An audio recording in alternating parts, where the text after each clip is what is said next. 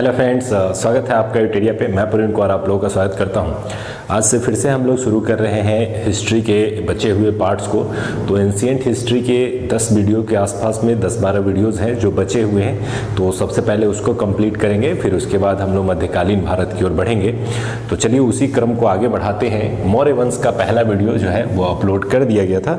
तो आज के वीडियो में हम लोग पढ़ेंगे मौर्य वंश पार्ट 2 में। और मौर्य वंश का अगर पहला वीडियो आपने नहीं देखा है तो डिस्क्रिप्शन में उसका लिंक प्रोवाइड कर दिया जा रहा है, वहां से आप उसे जरूर देख लें। मौर्य वंश के पहले वीडियो में हम लोगों ने मौर्य के वंश के संबंध में जो स्रोत हैं उसके विषय में पढ़ा था। इसके अलावा जो प्रमुख राजा हुए मौर्य वंश के दौरान उनसे जुड़े हुए प्रमुख बातें क्या थी या कोई प्रमुख घटनाएं थी जहां से प्रश्न आ सकते थे, उसको पढ़ा था। आज हम लोग पढ़ने वाले हैं मौर्य वंश के दूसरे पार्ट में मौर्य वंश के प्रशासन के संबंध में कि कैसे प्रशासन चलाया जाता था और प्रशासन से जोड़ करके कैसे प्रश्न पूछे जा सकते हैं। दूसरा है मौर्यकालीन समाज के बारे में कि मौर्य काल के समाज की स्थिति क्या थी। और तीसरा है मौर्य काल के अर्थव्यवस्था के संबंध में। इसके अलावा एक और महत्वपूर्ण बिंदु है, वो है मौर्य काल की कलाकृति एवं उससे जुड़े हुए बिंदु जिनसे बहुत सारे प्रश्न बनाए जाते हैं। और अशोक के धर्म। तो एक वीडियो और मौर्य वंश का आएगा जिसमें छोटा सा वीडियो होगा और उसमें भी काफ़ी कुछ रिलेटेड मौर्य कला से जुड़ा हुआ चीज़ हम लोग पढ़ेंगे। तो चलिए आज शुरू करते हैं मौर्य प्रशासन के संबंध में। तो मौर्य प्रशासन के संबंध में कुछ पॉइंट हैं जिन्हें मैंने पेन डाउन किया है। इनको समझने से पहले आप इस चीज़ को समझिए कि जैसे आज वर्तमान युग में अगर भारत देश है तो भारत में एक प्रशासनिक व्यवस्था तैयार की गई है और इस प्रशासनिक व्यवस्था के क्रम में कुछ विभाजन किए जाते हैं। जैसे सबसे बड़े स्तर पर देश होता है, उससे छोटे स्तर पर राज्य बनाए जाते हैं, उससे छोटे स्तर पर जिले बनाए जाते हैं, उससे छोटे स्तर पर ब्लॉक बनाए जाते हैं और सबसे छोटा स्तर जो होता है वो ग्राम का होता है। सेम इसी तरह की परंपरा प्राचीन काल में भी चलती थी, बस उनके नाम अलग होते थे। तो जो मौर्य काल का जो साम्राज्य था वह एक विशाल साम्राज्य था।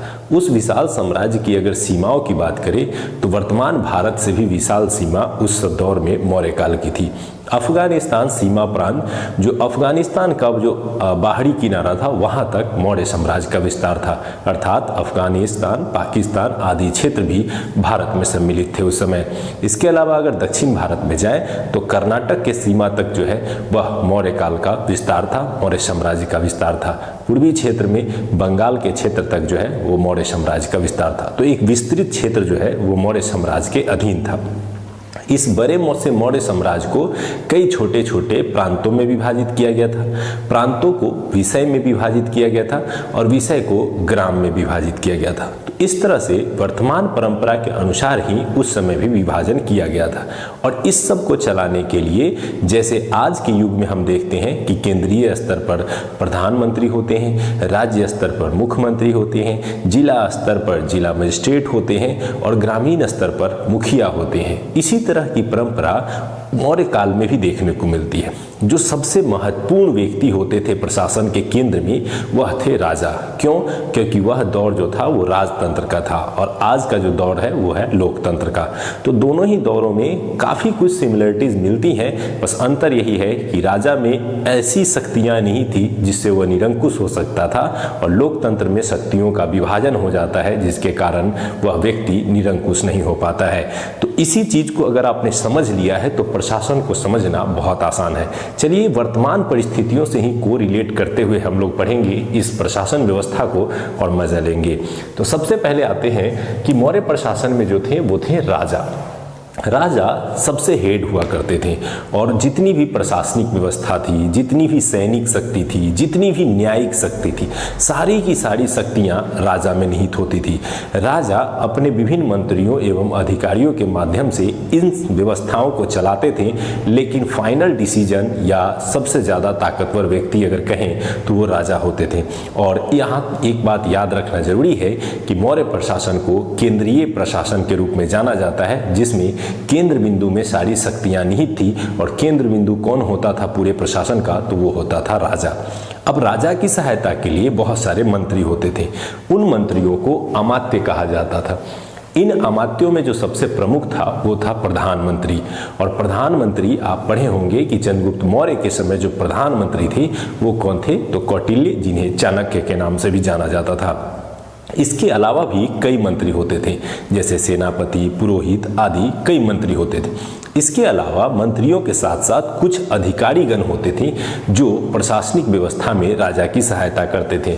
उन सशर्त प्रशासनिक अधिकारियों को अर्थात उच्च वर्ग के अधिकारियों को तीर्थ कह के संबोधित किया जाता था और इन्हीं की सहायता से राजा द्वारा जो है वो प्रशासन का संचालन किया जाता था।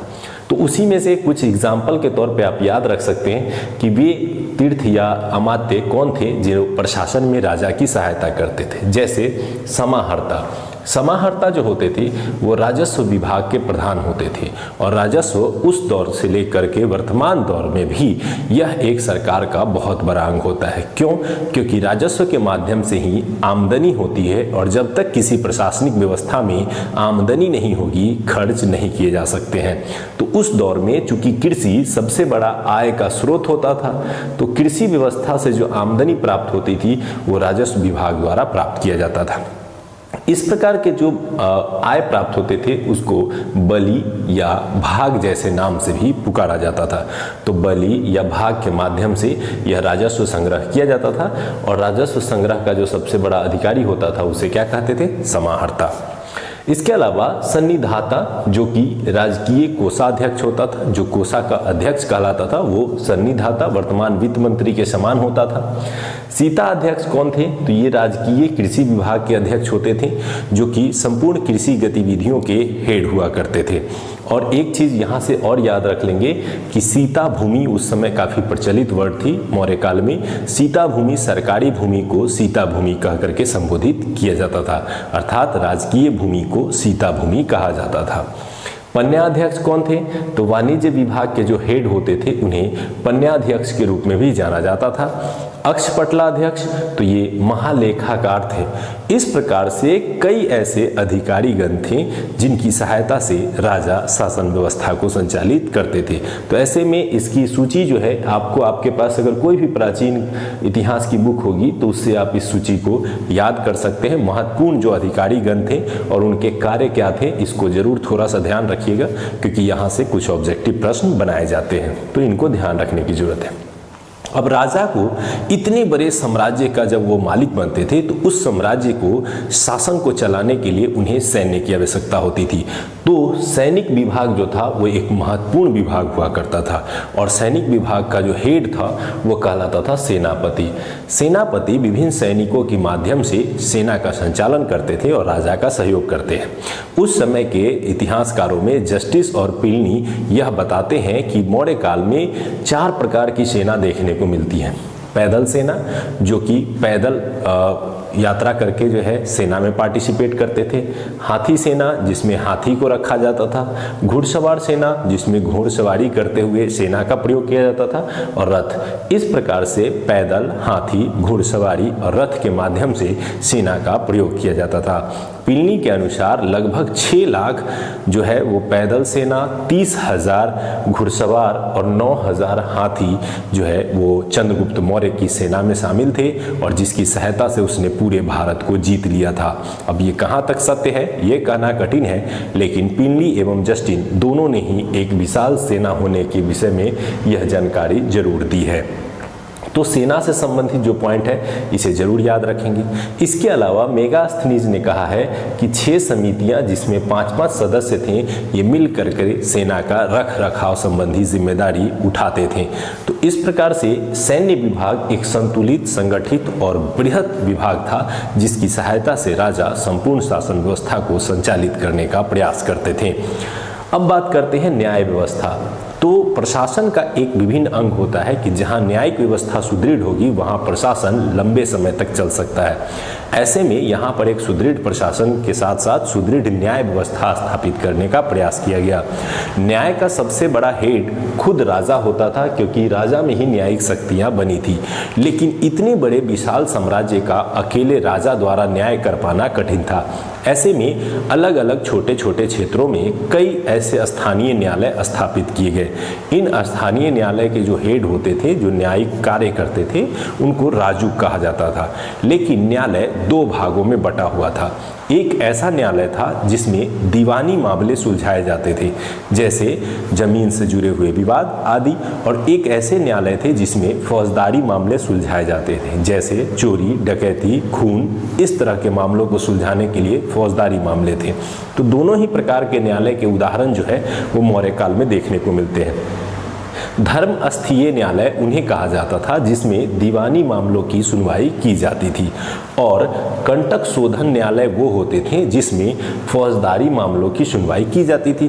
तो इस प्रकार से मौर्य प्रशासन में न्याय व्यवस्था में दोनों प्रकार के न्याय देखने को मिलते हैं। धर्मस्थीय न्यायालय जिसमें दीवानी मामले सुलझाए जाते थे, और कंटक शोधन जो न्यायालय थे उसमें फौजदारी मामलों को सुलझाने का प्रयास किया जाता था। इसके अलावा राजा को अपने बाहरी विभागों से सूचनाएं प्राप्त करने के लिए एक गुप्तचर की जरूरत होती थी, और इस तरह से एक गुप्तचर विभाग भी यहाँ बनाया गया था। गुप्तचरों की नियुक्ति की जाती थी, और गुप्तचरों के माध्यम से राजा के प्रति किस प्रकार की भावना समाज में है यह पता करने का प्रयास किया जाता था। इसके अलावा राजा के विरुद्ध किसी प्रकार के षड्यंत्र को भी पता करने में गुप्तचर की सहायता ली जाती थी। गुप्तचरों को अर्थशास्त्र में गूढ़ पुरुष कह करके संबोधित किया गया है। इसे याद रखेंगे कि अर्थशास्त्र में से गूढ़ पुरुष कह करके संबोधित किया गया है। इसके अलावा गुप्तचरों के संबंध में अर्थशास्त्र में ये जानकारी मिलती है कि गुप्तचर दो प्रकार के थे।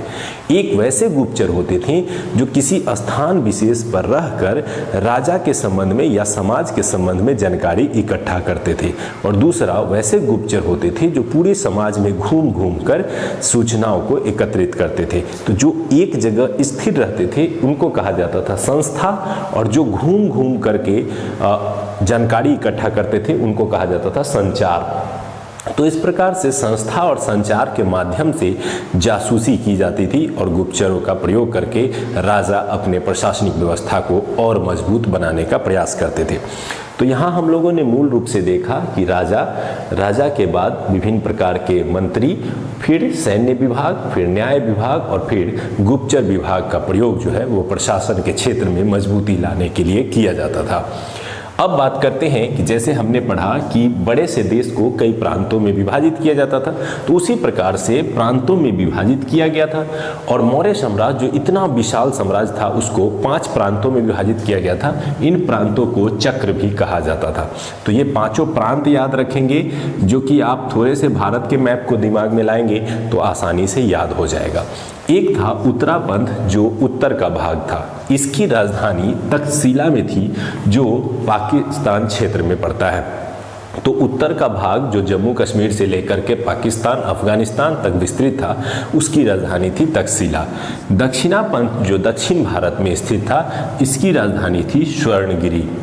उसके बाद पूर्वी भाग जिसको प्रासी कहा जाता था, उसकी राजधानी थी पाटलिपुत्र, जो वास्तव में पूरे मौर्य साम्राज्य की राजधानी थी। जैसे अगर अभी की बात करें तो पूरे भारत की राजधानी नई दिल्ली है, वहीं राज्यों की अलग अलग अपनी राजधानियां भी हैं। तो उसी तरह से प्रासी पूर्वी प्रांत की राजधानी पाटलिपुत्र थी। चौथा प्रांत था अवंती, जो कि आप वर्तमान के उज्जैन क्षेत्र में है, तो उज्जैनी जो है इसकी राजधानी थी।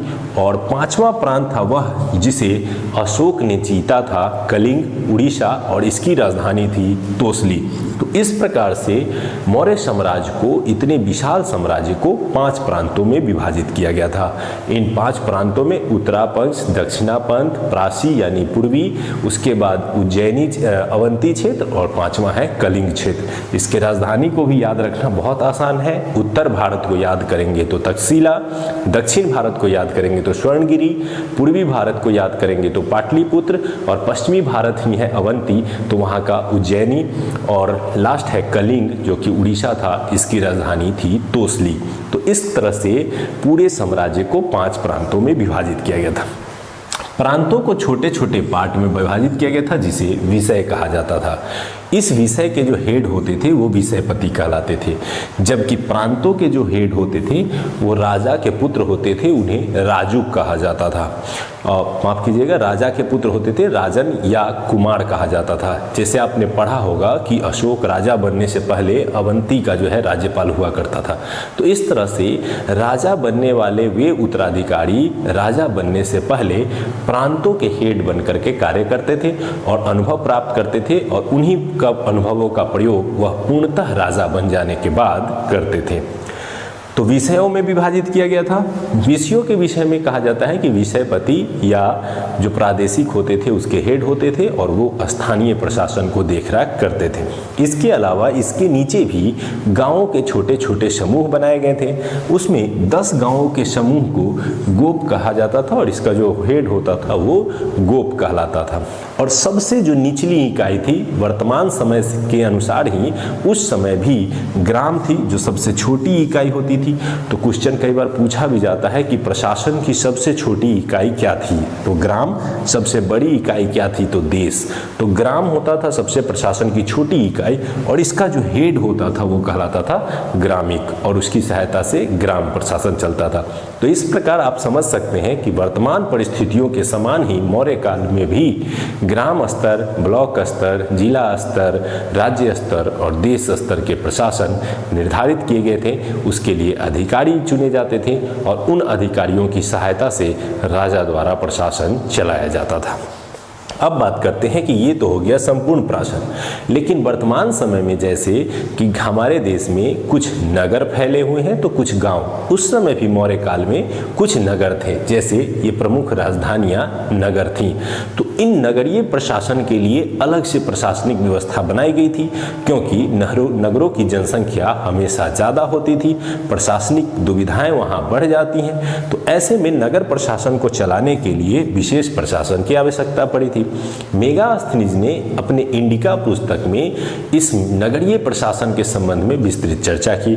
उसने बताया कि नगर प्रशासन को अच्छे ढंग से चलाने के लिए 6 प्रकार की समितियां बनाई गई थी और सभी समितियों को अलग अलग कार्य सौंपे गए थे। इसके अलावा सभी समिति में 5 सदस्य होते थे। तो अर्थात एक समिति में 5 सदस्य होते थे और कुल 6 समितियां थी। तो इस प्रकार से टोटल 30 सदस्यों की एक कमेटी होती थी और इस 30 सदस्यों द्वारा ही नगर परिषद के समान कार्य किया जाता था और नगर प्रशासन का कार्य देखा जाता था। ये कई एग्जाम में पूछा भी गया है कि कितने सदस्यों द्वारा मिलकर के नगर प्रशासन का देखरेख की जाती थी। इसके अलावा कई बार पूछा गया है कि किसने मौर्य काल के नगर प्रशासन का विस्तृत विवरण दिया है, तो मेगास्थनीज ने दिया है। तो ये था हमारा एक टॉपिक जिसको हम लोगों ने अभी पढ़ा, मौर्य प्रशासन कैसे चलता था, मौर्यकालीन प्रशासन, उनके अलग अलग पार्ट और उनके दौरान पूछे जाने वाले प्रमुख बिंदु। अब आते हैं मौर्यकालीन समाज की। तो चूंकि प्राचीन समाज की स्थिति को हम लोग ध्यान दे रहे हैं तो वर्तमान से भी जोड़ करके हम देख सकते हैं। तो उस समय समाज कितने वर्गों में बटा था, तो अलग अलग मत हैं। कौटिल्य कहते हैं कि प्राचीन काल की तरह ही उस समय भी ब्राह्मण, क्षत्रिय, वैश्य एवं शूद्र 4 वर्णों में जो है वो समाज बटा हुआ था और इसी ब्राह्मण, क्षत्रिय, वैश्य, शूद्र के रूप में इन्हें दर्शाया है उसने।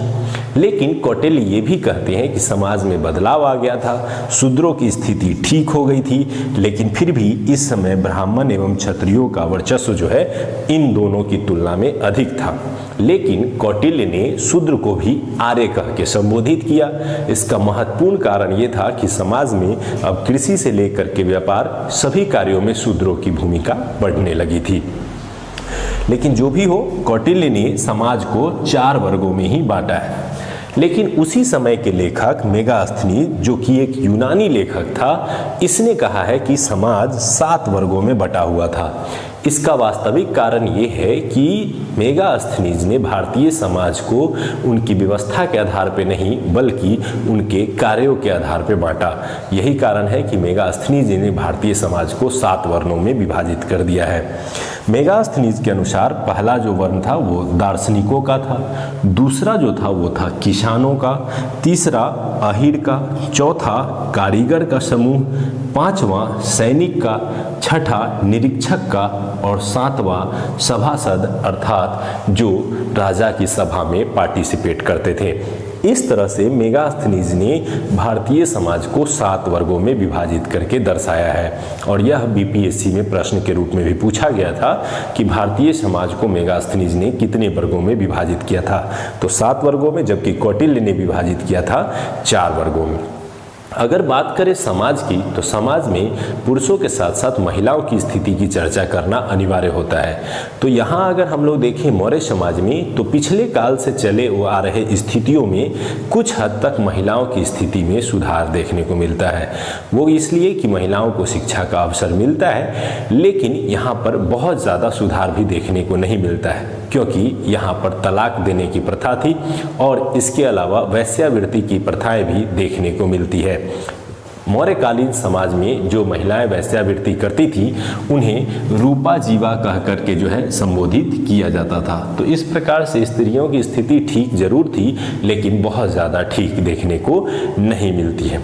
इसके अलावा समाज से जुड़े हुए एक प्रश्न जो पूछा जाता है वो दास प्रथा को लेकर के पूछा जाता है। भारतीय समाज में मौर्य काल में दास प्रथा के कुछ उदाहरण जरूर देखने को मिलते हैं। एग्जाम्पल के तौर पे कौटिल्य कहते हैं कि समाज में दास प्रथा थी और दास हुआ करते थे, लेकिन मेगास्थनीज इस बात से इनकार करता है और वो कहता है कि समाज में दास प्रथा नहीं थी। रीज़न ये है कि जहाँ कौटिल्य भारत में छोटे कामों के लिए भी जिन्हें गुलाम बना करके रखा जाता था, उसे वह दास कह के संबोधित करते हैं, जबकि मेगास्थनीज दासों की तुलना यूनान में होने वाले दास से करते हैं और वैसी कठोर स्थिति भारत में वह किसी की नहीं देखते हैं। यही कारण है कि मेगास्थनीज का मानना था कि समाज में कमजोर वर्ग तो थे, लेकिन दास नहीं थे। तो ऐसे में इस दास प्रथा को लेकर के कौटिल्य और मेगास्थनीज के विचारों में कुछ अंतर देखने को मिलता है। तो ये था मौर्यकालीन समाज की स्थिति। इन सामाजिक व्यवस्था से आपको मूल रूप से कौटिल्य के विचार और मेगास्थनीज के विचारों से ही प्रश्न पूछे जाते हैं। कभी कभी मेगास्थनीज के दास प्रथा संबंधी विचार से भी प्रश्न पूछ लिए जाते हैं। अब बात करते हैं मौर्यकालीन अर्थव्यवस्था की। तो प्राचीन काल से लेकर के आधुनिक काल के शुरुआत तक संपूर्ण अर्थव्यवस्था का जो नींव थी वो कृषि थी। तो इस काल में भी जो सबसे महत्वपूर्ण आधार था अर्थव्यवस्था का वो कौन था? कृषि। और कृषि कार्य से टैक्स प्राप्त करके ही राजा अपने राजस्व को बढ़ाते थे। यहाँ पढ़े भी थे कि राजस्व प्रधान था और जो समाहर्ता होते थे वो राजस्व वसूली करते थे। मौर्य काल में जो कृषि पर टैक्स लिया जाता था वो लगभग 1/6 से लेकर के 1/4 के बीच में लिया जाता था और यह राजस्व वसूली करके वो राजकोष में रखते थे और इन्हीं के माध्यम से सरकार खर्च करती थी, अर्थात राजा खर्च करते थे और प्रशासन को संचालित करते थे। तो इस काल में जो कर का मात्रा थी वो 1/6 से लेकर के 1/4 और कृषि जो था इस समय का प्रमुख आर्थिक स्रोत हुआ करता था। दूसरा आर्थिक स्रोत था व्यापार, जो कि आंतरिक अर्थात आसपास के क्षेत्रों में, भारत के क्षेत्रों में किया जाता था। वहीं यूनान के क्षेत्रों तक जो व्यापार किया जाता था उसे बाह्य व्यापार कहा जाता था। तो भारत आंतरिक एवं बाह्य दोनों प्रकार के व्यापार को संचालित करता था। तो आंतरिक व्यापार एवं बाह्य व्यापार दोनों ही मौर्य काल में देखने को मिलते हैं। उद्योगों की बात करें तो सबसे ज़्यादा प्रचलित उद्योग जो उस समय था वो भारत का वस्त्र उद्योग था उस समय का।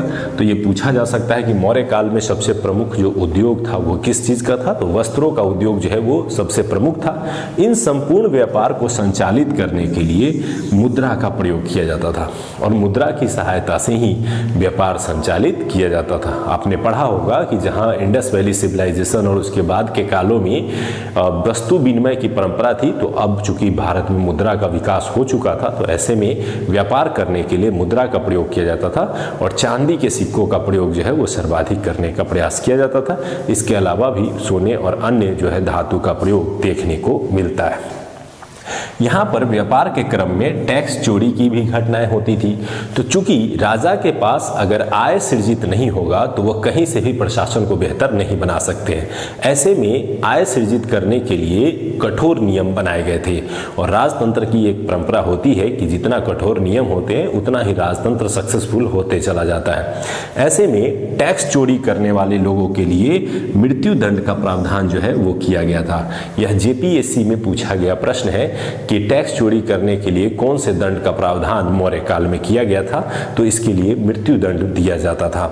इसके अलावा जो मौर्य काल की अर्थव्यवस्था के दौरान जो प्रमुख बंदरगाह था जिसका सबसे ज़्यादा प्रयोग किया जाता था वो भरूच गुजरात का बंदरगाह था जिसका सबसे ज़्यादा प्रयोग किया जाता था। इसके अलावा मौर्य काल में कृषि, इसके अलावा व्यापार, जिस पर लगभग 1/10 जो है वो टैक्स प्राप्त किया जाता था व्यापार पर। इनके अतिरिक्त भी सिंचाई या किसी भी प्रकार की व्यवस्था जो सरकार द्वारा किया जाता था, यानी राजा के द्वारा किया जाता था, उस पर भी अतिरिक्त कर लगा करके टैक्स वसूला जाता था, ताकि राजकोष भरा जा सके और उस राजकोष की सहायता से राजकीय नियंत्रण को मजबूत किया जा सके। तो आज के वीडियो में हम लोगों ने मूल रूप से मौर्यकालीन प्रशासन, मौर्यकालीन नगर प्रशासन, मौर्यकालीन समाज, मौर्यकालीन अर्थव्यवस्था को पढ़ा। एक वीडियो और हम लोग मौर्यकाल का पढ़ेंगे कल, उसमें हम लोग पढ़ेंगे मौर्यकालीन कला, जिसमें हम लोग मुख्य रूप से शिलालेखों के संबंध में भी पढ़ेंगे। इसके अलावा मौर्यकालीन धम्म जो अशोक के द्वारा चलाया गया था, उसकी क्या प्रमुख बातें थी, क्या क्या ऑब्जेक्टिव बन सकते हैं। तो उम्मीद करते हैं कि ये वीडियो देख करके आप लोगों को काफ़ी मज़ा आया होगा। अगर आया है तो लाइक करें और ढेर सारे कमेंट्स करें, ताकि अगला वीडियो जल्दी से जल्दी मैं प्रोवाइड करने का प्रयास कर सकूं। एक बात और कहना चाहता हूं दोस्तों कि समय का थोड़ा अभाव ज़रूर हो जाता है, लेकिन मेरे प्रयासों में कोई कमी नहीं रहेगी। उन्हीं के बीच समय निकालना है और आपके साथ बने रहना है। आप अगर हमसे जुड़ना चाहते हैं तो ढेर सारा लाइक कमेंट्स करें, ताकि हमें एक मोटिवेशन मिले कि आपके साथ जुड़े रहने का। तो धन्यवाद दोस्तों, मिलते हैं अगले वीडियो में। Thank you.